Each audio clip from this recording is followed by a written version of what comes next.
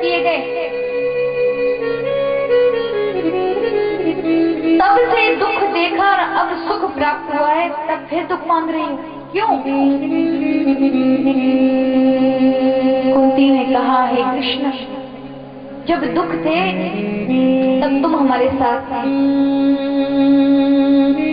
जब भी दुख पड़ा तुम हमारे समक्ष ही खड़े रहे, पर ये सुख तो देखो, जो ही हमारे जीवन में प्रवेश किया कि तुम चल दिए।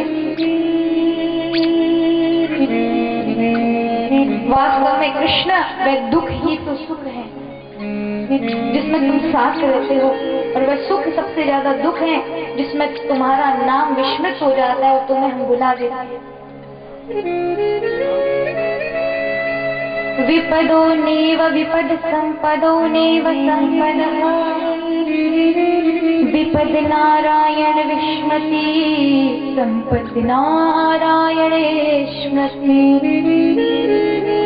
सुख के माथे तिल पड़े जो हरि हृदय से जाए, बलिहारी वा दुख की जो पल पल नाम जपाए। सुख के माथे तो महाराज एक खिलाफ पड़ जानी चाहिए, जो भगवान को भुला देता है उसमें महाराज हम भगवान को भूल जाते हैं, हमें भगवान के लिए समय नहीं निकलता, हम इतने व्यस्त हो जाते हैं। और वह दुख को तो देखो महाराज, जो ही आता है भगवान का नाम याद करा देता है, उसे भुलाने नहीं देता।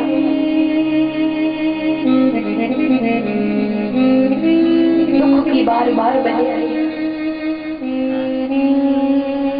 आज महाराज कुंती ने मांगा, मुझे दुख दे दो। देखो महाराज, दुख भी अच्छे होते हैं। दुख में अपने परायों का पता चलता है,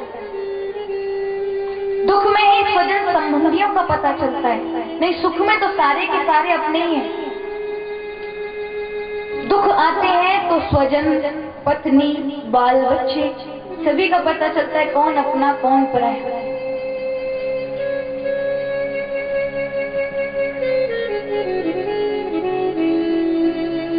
महाराज वो कहते हैं कि दुख में भगवान का भजन किया और भगवान से ही प्रार्थना किया करो, क्योंकि हमारे प्रारब्ध में हमने बुरे कर्म किए हैं तो वो तो भोगने ही पड़ेंगे, भोगने ही पड़ेंगे।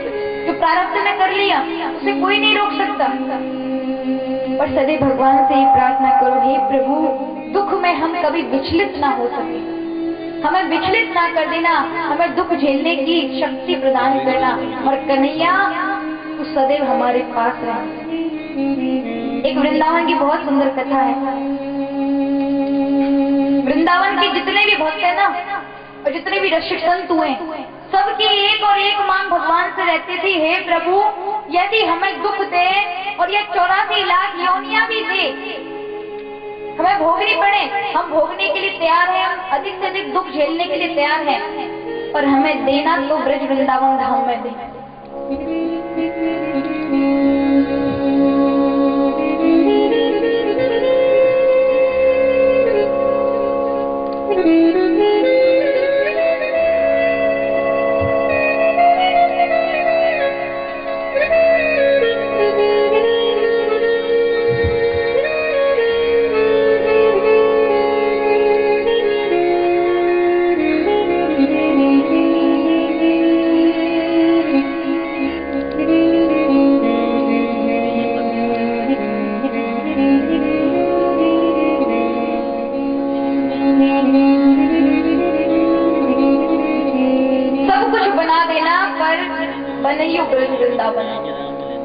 यदि तू हमें पेड़ पौधे बनाए तो वृंदावन में बने हो, और यदि तू एक मच्छर भी बनाए, एक चींटी भी बनाए, कुछ भी बनाए तो बनाना ब्रज वृंदावन में। सबकी एक ही मांग, क्यों? क्योंकि कम से कम उस वृंदावन में आपके तो दर्शन होंगे ही, साथ में आपके भक्तों के दर्शन होंगे, संतों के दर्शन होंगे।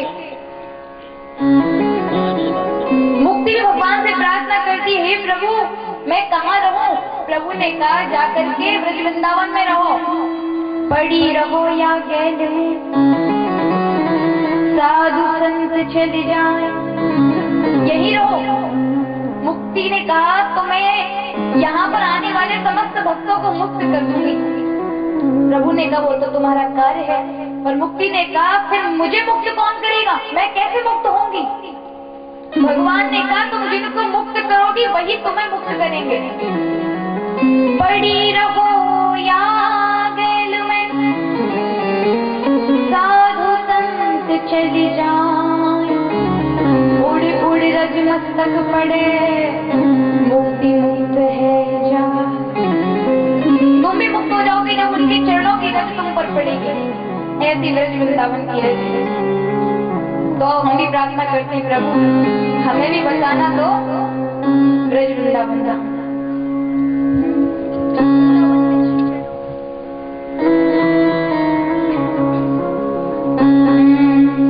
वृंदावन में श्री चरणन में हमको रहना है। वृंदावन में श्री चरणन में हमको रहना है। वृंदावन में श्री चरणन में हमको रहना है। वृंदावन में श्री चरणन में हमको रहना है। संतन के संग बैठ बैठ मोहे, संतन के संग बैठ बैठ मोहे, नाम सुमरना है। वृंदावन में श्री चरणन में हमको रहना है। वृंदावन में श्री चरणन में हमको रहना है।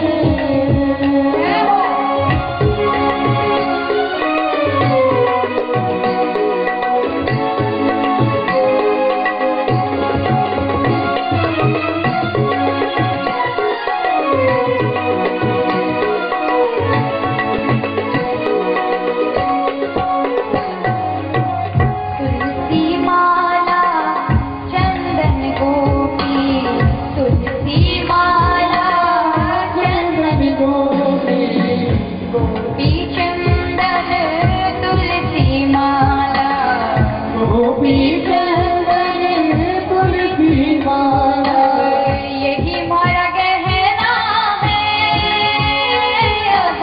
यही हमारा गहना है, यही हमारा गहना है, हमारा गहना है।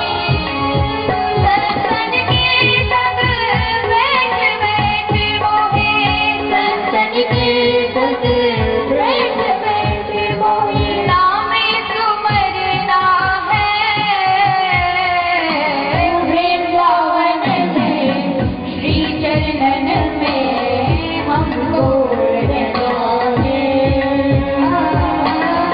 वृंदावन में श्री चरणन में हमको रहना है।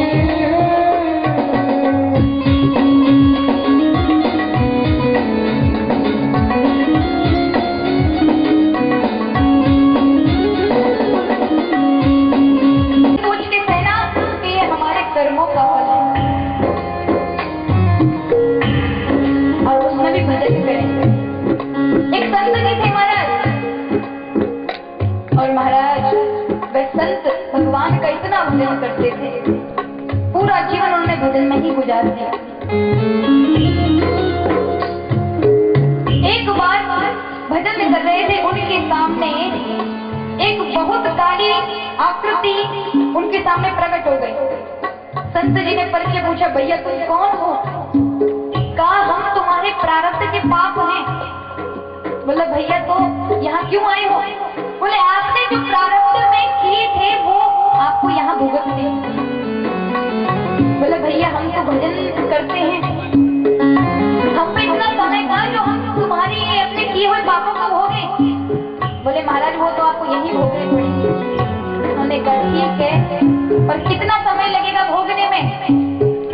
कहा 12 वर्ष। अब तो संत ने कहा हमारा तो भजन छूट जाएगा, इतना समय हमारे पास नहीं है,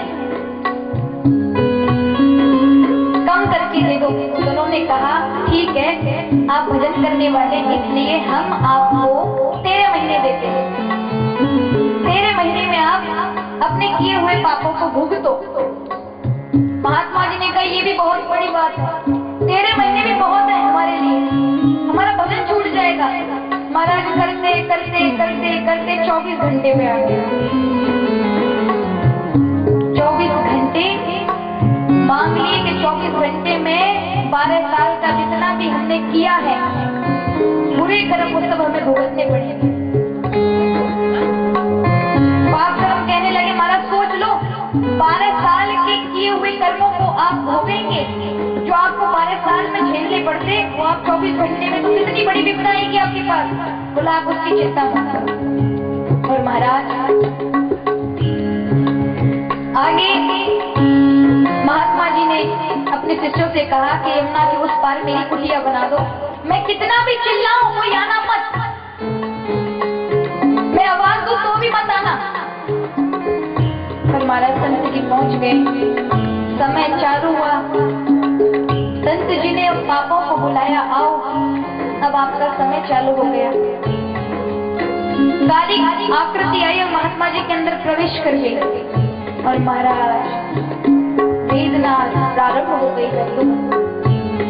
अब अनुमान लगा सकते हैं कि जो 12 साल में 12 वर्ष में जो भुगतना था वो भुगत रहे हैं 24 घंटे के अंदर, तो क्या पीड़ा रही होगी।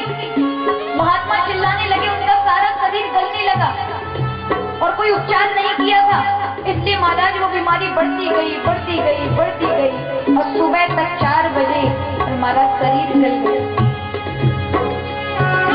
पर भगवान का भजन नहीं छोड़ा, ये हमारे प्रारब्ध है। कहते रहे सुख दुख सहना कछु नहीं कहना, सुख दुख सहना कछु नहीं कहना। यहाँ प्रभु कुंती माँ को आशीर्वाद देकर के द्वारिका गए। यहाँ परीक्षित का जन्म होता है। जब प्रभु अपने गोलोक धाम स्वधाम या स्वधाम चले जाते हैं, अर्जुन आता है और अर्जुन युधिष्ठिर को बताता है, तो 5 पांडव हिमालय की ओर द्रौपदी को साथ में लेके चल देते हैं। राजा परीक्षित को राजगद्दी पर बिठा दिया जाता है। 16 वर्ष की आयु में राजा परीक्षित राजगद्दी पर बैठे और महाराज सुकुमार की कन्या इला के साथ उनका विवाह हुआ, जिससे 4 पुत्र हुए, जन्मेजय, उग्रसेन, भीमसेन, सुरसेन। राजा ने राजसूय अश्वमेध यज्ञ किया और समस्त पृथ्वी का एक छत्र सम्राट बन गया।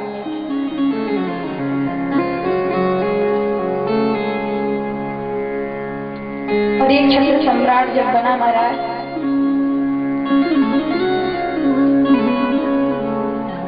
तो एक दिन एक गाय बूढ़ी थी, एक बैल जो केवल एक ही पैर पे खड़ा था, आपस में बातें कर रहे थे। राजा परीक्षित देख रहे थे। उसी समय एक राजवेशधारी जिसने राजाओं के कपड़े पहन रखे थे वो आया और महाराज गाय और बैल में जोर जोर से लात मारने लगा, डंडे मारने लगा। बैल नहीं चल पा रहा था क्योंकि उसका एक ही पैर था। दुखी हो गया बैल। राजा परीक्षित ने देखा ये कौन है, ये राजा नहीं हो सकता। दौड़ पड़े राजा परीक्षित, देखा ये कौन है, और जो ही अपना धनुष चढ़ाया उसे मारने के लिए, तो उस व्यक्ति ने अपने राजाओं के कपड़े उतारे और राजा परीक्षित के चरणों में पड़ गया।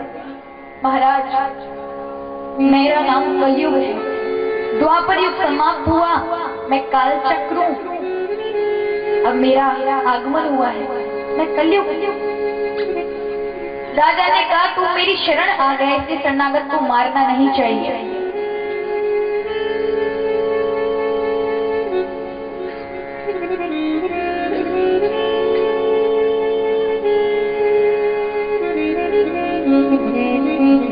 मारना नहीं चाहिए कलयुग में। कहा तू मेरे रास्ते निकल जा।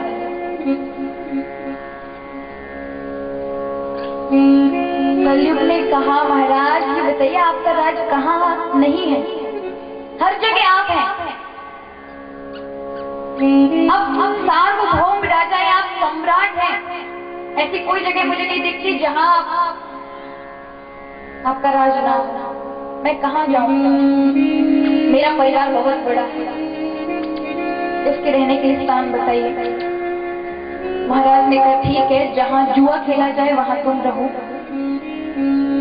जहां शराब पी जाए वहां तुम रहो, जहां व्यभिचार वैश्यवृत्ति की जाए वहां तुम रहो, जहां अधर्म होता हो वहां तुम रहो।